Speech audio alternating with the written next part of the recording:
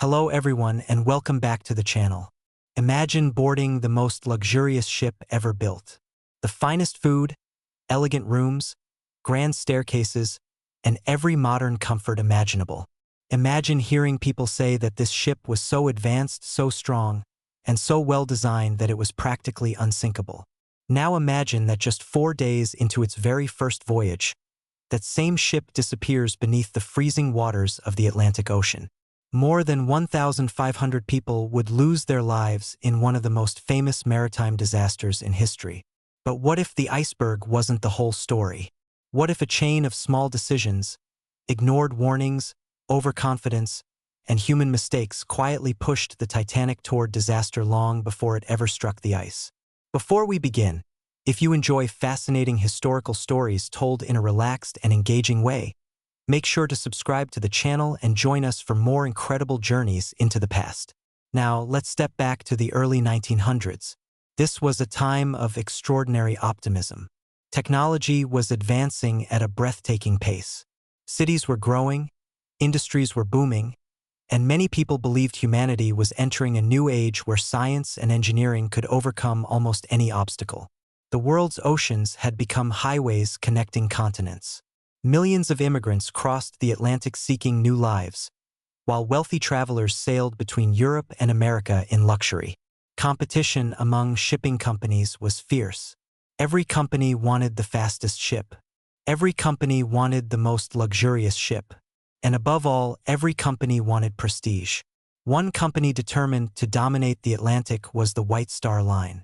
Rather than building the fastest ships, White Star decided to focus on something different. They wanted to create floating palaces that would offer unmatched comfort and elegance. To achieve this ambitious vision, they partnered with the giant shipbuilding company known as Harland and Wolff in Belfast. Together they planned 3 enormous sister ships: Olympic, Titanic, and Britannic. Among them, Titanic would become the most famous. Construction began in 1909. The project was unlike anything the world had ever seen. Thousands of workers labored for years. Massive steel plates were lifted into place. Rivets were hammered by hand. The noise of construction echoed across Belfast day and night. As the ship slowly took shape, people could hardly believe its size. Titanic stretched nearly 900 feet long. Its interior featured luxurious dining rooms, Turkish baths, elegant lounges, libraries, and a magnificent grand staircase that became a symbol of the ship's elegance. For wealthy passengers, crossing the Atlantic aboard Titanic was not merely transportation. It was an experience. Newspapers eagerly reported on the vessel's progress. Public excitement grew with every passing month. And somewhere along the way, a dangerous idea began spreading. People started calling Titanic unsinkable. In reality, no official engineer had truly claimed the ship could never sink. However, reports praising its advanced safety features created an image of near perfection. The ship was divided into watertight compartments designed to keep it afloat even if several sections flooded. It sounded revolutionary. It sounded reassuring. And for many people, it sounded invincible. That belief would have consequences. On April 10, 1912, Titanic finally departed from Southampton, England. Crowds gathered to watch. Passengers waved goodbye to loved ones. Excitement filled the air. Among those on board were some of the richest people in the world, immigrants hoping for a better future, crew members beginning a prestigious assignment, and families eager for adventure. Few could have imagined that many of them were seeing their loved ones for the very last time. As Titanic moved away from the dock, a strange warning sign appeared almost immediately. The enormous ship created such a powerful suction effect that a nearby vessel called the New York broke free from its moorings and drifted dangerously close. For a tense moment, collisions seemed possible. Quick action prevented disaster. The voyage continued. Most passengers likely forgot the incident within hours. But looking back, some would later wonder if it was the first sign that this maiden voyage would not go according to plan. The ship crossed the English Channel and stopped briefly in France and Ireland before turning west toward the vast Atlantic Ocean. Ahead lay thousands of miles of open water. And somewhere in those cold northern seas, a silent threat was already waiting. the iceberg that history would remember forever. But before Titanic reached it, a series of crucial decisions would set the stage for tragedy. And that's where our story continues. As Titanic steamed westward across the Atlantic, life on board seemed almost perfect. For first-class passengers, the ship felt like a luxury hotel floating on the sea. Elegant dinners stretched late into the evening. Music drifted through grand lounges. Wealthy travelers discussed business, politics, and their plans for America. Meanwhile, in second class, passengers enjoyed accommodations that were often better than first class on many other ships of the era. And deep below, in third class, families from across Europe dreamed of new beginnings. Many had spent their savings for a chance to reach America. They talked excitedly about jobs, homes, and opportunities waiting on the other side of the ocean. To most people aboard, Titanic felt safe, steady, powerful, almost indestructible. Yet beyond the ship's bright lights, the North Atlantic was entering one of the most dangerous ice seasons in years. The winter of 1911 and 1912 had been unusually cold. Large amounts of ice had broken away from glaciers in Greenland and drifted south into shipping lanes. Other ships traveling through the region had already begun reporting dangerous ice conditions. These warnings arrived through wireless radio messages. At first, the reports seemed routine. Icebergs were not unusual in the North Atlantic. Captains had dealt with them for decades. But as Titanic continued its voyage, more and more warnings arrived. One message reported large ice fields directly ahead. Another warned of numerous icebergs.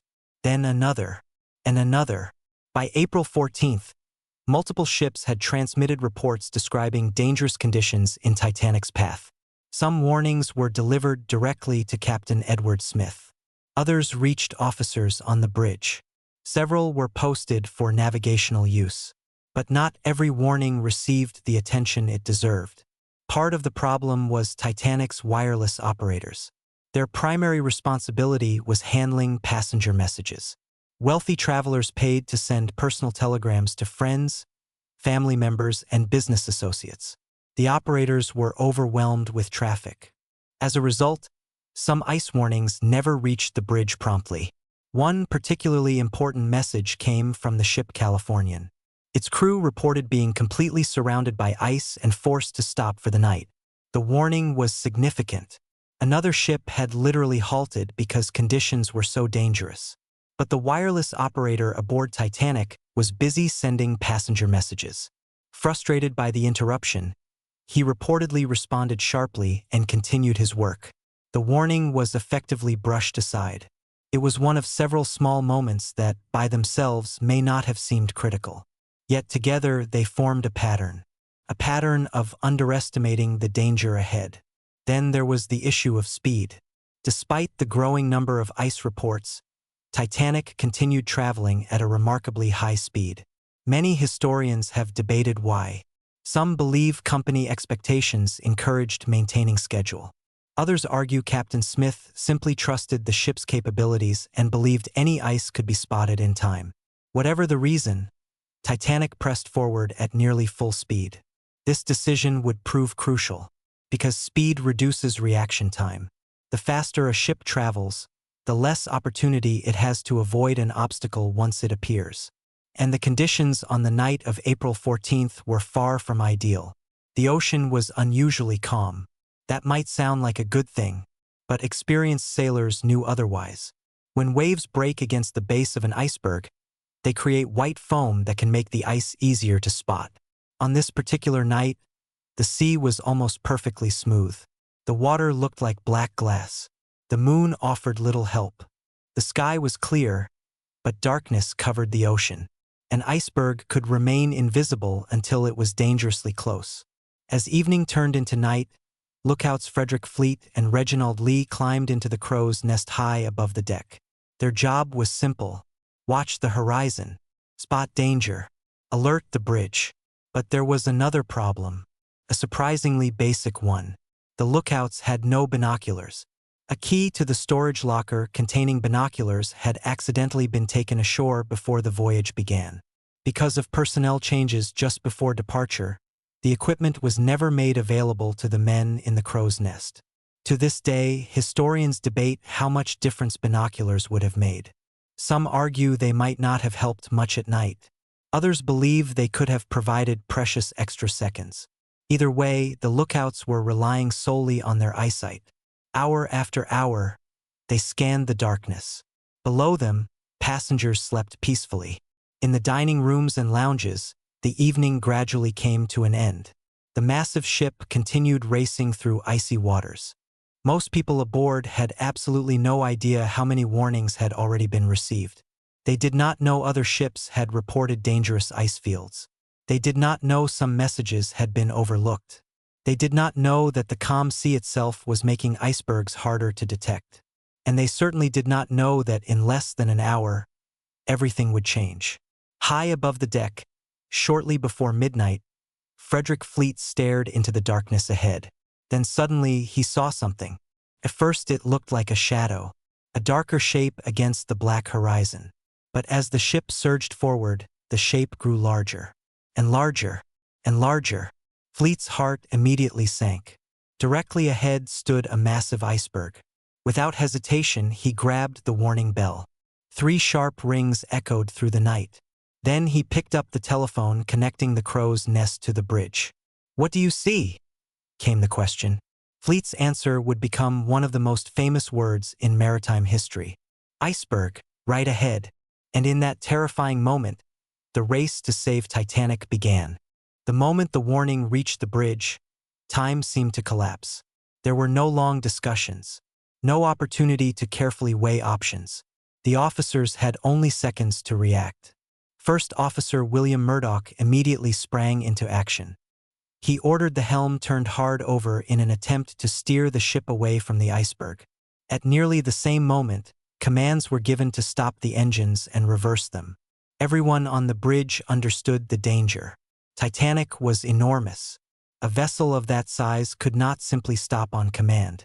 Even at full effort, momentum would carry the ship forward for a considerable distance. The iceberg loomed closer, closer, closer. Passengers below remained unaware. Some were reading, others were sleeping. Many had already retired to their cabins. For them, it was just another quiet night aboard the world's most famous ship. Then it happened. Not with a deafening crash. Not with the dramatic explosion many later imagined. Instead, survivors would describe something surprisingly gentle. Faint vibration, a slight shudder, a strange scraping sensation that traveled through the ship. Some passengers barely noticed anything at all. Others felt a mild bump and assumed nothing serious had occurred. One passenger later joked that it felt as though someone had dragged a giant finger along the side of the ship. But beneath the waterline, a disaster was unfolding. As Titanic turned, the iceberg brushed along the starboard side. The ice did not tear a giant hole into the hull as often shown in movies. Instead, the collision damaged multiple sections along the ship's side. Steel plates bent inward. Rivets failed. Small openings formed across several compartments. Individually, the openings were not enormous, but together, they allowed seawater to begin pouring into the ship. The real problem was where the damage occurred.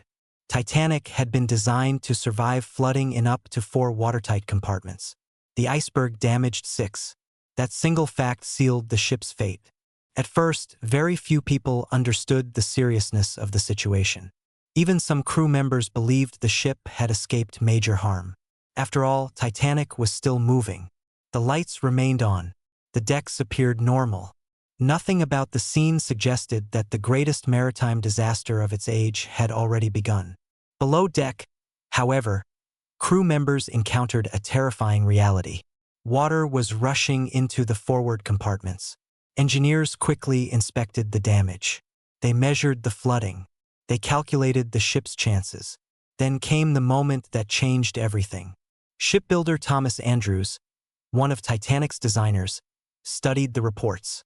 Andrews knew every detail of the vessel better than almost anyone alive. As he reviewed the information, he realized something horrifying. The ship could not be saved. Compartment after compartment was filling with water. As the bow sank lower, Seawater would spill over the tops of the watertight bulkheads into the next compartments. The process would continue until the ship was completely overwhelmed. Andrews delivered the devastating assessment. Titanic had perhaps 2 hours, maybe a little more, but not enough. The unsinkable ship was sinking. Imagine standing in that room. Imagine hearing those words. The ship that represented the peak of human engineering. The ship people believed could survive almost anything. The ship carrying more than 2,000 souls across the Atlantic. Doomed. Captain Edward Smith listened carefully. For a moment, the weight of the situation must have felt almost unbearable. Then he did what captains are trained to do. He acted. Orders were issued to uncover the lifeboats. Distress signals would soon be prepared. Crew members began waking passengers. At first, many people were confused. There was no panic, no obvious emergency. The ship still seemed stable. Some passengers were irritated by the interruption. Others laughed and returned to their cabins. Why leave a warm bed for a cold deck over what appeared to be a minor incident? But as minutes passed, subtle signs emerged. The bow sat slightly lower in the water. Crew members moved with increasing urgency. Officers began directing people toward the boat deck. The atmosphere slowly shifted. Questions spread from passenger to passenger. What had happened? Was the ship damaged? Were they really in danger? Unfortunately, another problem was about to reveal itself. One of the deadliest mistakes connected to Titanic's design. The number of lifeboats. Although Titanic carried more lifeboats than legally required at the time, the total capacity was shockingly inadequate. There were enough seats for only about half the people on board. The regulations were outdated. They had been written years earlier when ships were much smaller. No one had updated the rules to match the size of modern ocean liners. As a result, one of the largest ships ever built crossed the Atlantic without enough lifeboat space for everyone. At the time, many believed lifeboats served mainly as ferries. The assumption was that a damaged ship would remain afloat long enough for nearby vessels to rescue passengers. The lifeboats would simply transfer people from one ship to another. Few imagined a situation where every single person might need a seat. That assumption would prove deadly. Meanwhile, distress rockets began rising into the cold night sky. White flares exploded above the ocean. Brilliant flashes against the darkness. Visible for miles. A desperate call for help. Somewhere in the distance, another ship was watching. A ship close enough that many survivors would later wonder whether hundreds more lives could have been saved. And as Titanic's crew prepared the first lifeboats, the race against time was only beginning.